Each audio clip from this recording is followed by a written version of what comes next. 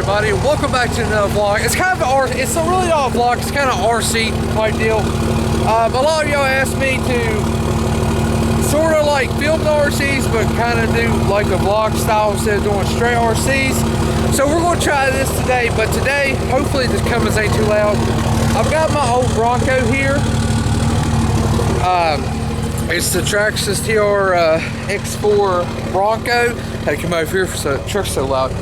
But today we're actually going out to my cousin's. We're going to do a little RC crawling. He just bought the body. I think it's like a new bright body from Walmart and put it on a SCX10 frame. I know a lot of people's been doing that, so we're going to go out there and check it out. It's like the 2021 Bronco.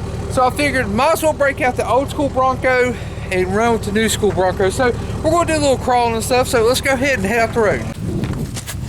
All right, we got the new, what is it, 2021? 2021, yeah. 2021, and what, that's about 78? Yes, roughly, yeah. I like it. And the thing is though, like I feel like in like real life scale, that's how it be, because the old school Broncos are bigger than crap. You know, they're just like that big vehicle.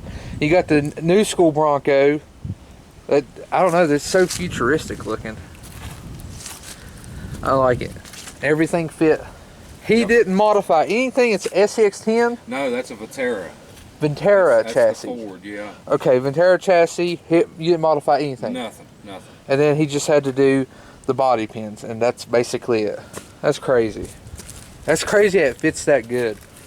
He said he's going to get rid of the steps right there, so give him a little bit more height, and give it about a week or two, and it'll be sitting up to like right here with like humongous mud tires on it. You wait. All right, well, let's see how these bad boys do.